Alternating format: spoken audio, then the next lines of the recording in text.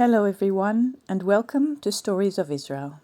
I call myself Dutch Israeli, and I tell the stories of the victims of Hamas, because the true crime community has completely ignored them so far.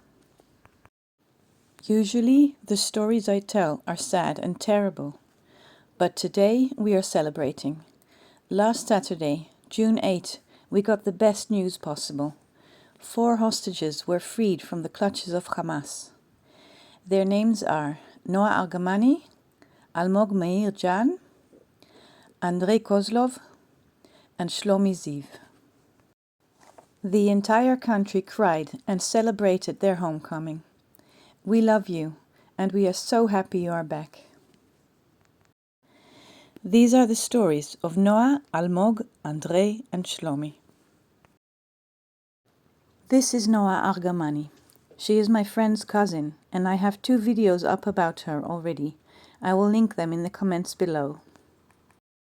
Saturday, June 8, is the birthday of Noah Argamani's father, Yaakov Argamani. The only thing Yaakov wished for this year was for his daughter Noah to come back. His wife, Liora, is terminally ill with a brain tumor. Her last wish is to see her daughter Noah again. Their beautiful daughter was violently abducted from the Supernova Festival. The entire world watched the video of her abduction. I'm going to show the video now, so take care.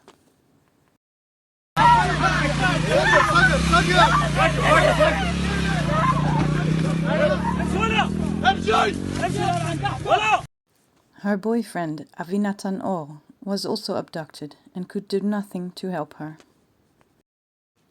Yaakov and Liora were afraid they would never see their only child again. But on Saturday, on Yaakov's birthday, their dearest wish was fulfilled. Noah was freed from Hamas captivity and brought back to Israel, where she reunited with her father and then immediately was brought to the hospital to embrace her dying mother.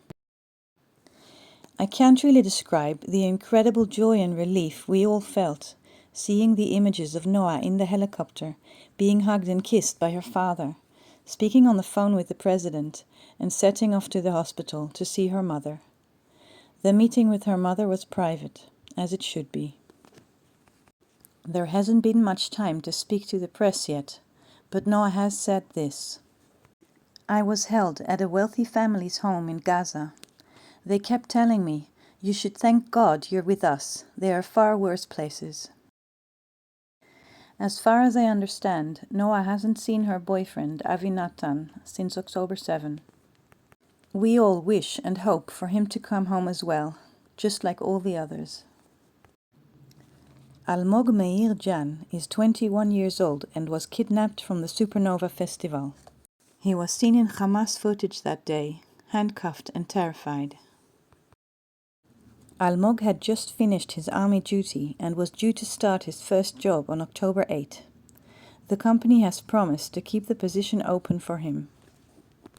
According to his mother Orit, he is very family-oriented and is close with his mother, his sister and his uncle.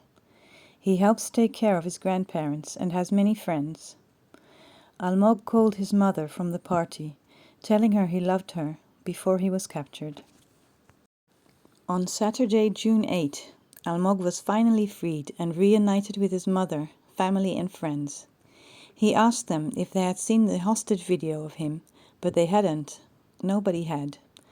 Hamas had recorded a hostage video of him, of course saying what they told him to say, but had never released it, so no one knew and no one saw that precious sign of life. But now he is back, safe and well. In a strange and sad twist, Almog's father is reported to have died in his home the same Saturday.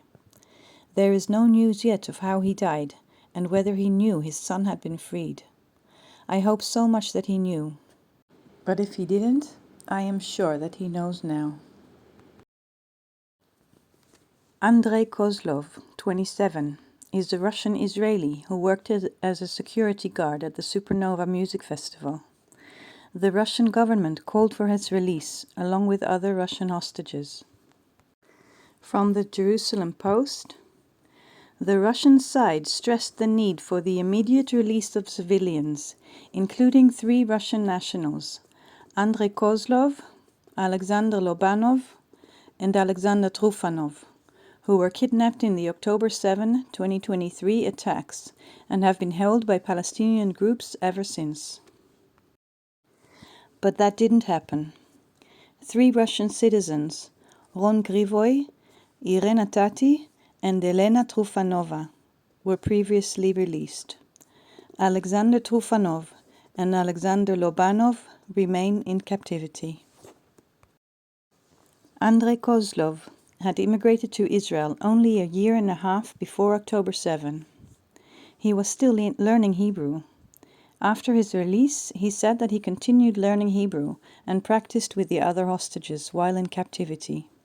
His parents flew out from Russia as soon as they could, and his girlfriend, Jennifer Master, was waiting for him.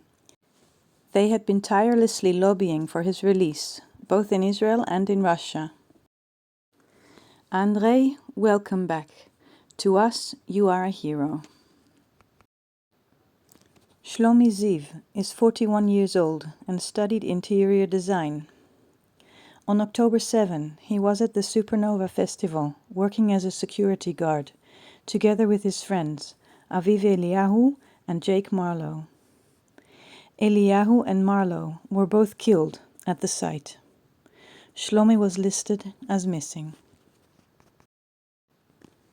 Shlomi is married to Miran. They have been together for 17 years. Miran told Ynet, "We've been through so much. Fertility treatments, a difficult miscarriage, more treatments. It was just the 2 of us, Shlomi and me, so we are so connected. The treatments only strengthened us. They didn't break us apart, like what happened to other couples. We are each other's world." When the attack started at the festival, Shlomi opened the gates so people could flee. He called his 2 younger sisters, Adi and Revital, and tried to tell them what was going on, while running himself. He told them he would call back, but he never did. 8 days later, he was officially listed as a hostage. Shlomi's wife, mother, sisters and cousin worked tirelessly for his release. His cousin, Liat Ariel, created something extraordinary called Shlomi's Glasses, a virtual reality tool that shows people an 8-minute movie simulating the experience of being kidnapped and held as a hostage in Gaza. Many people have tried on the glasses, including politicians and journalists.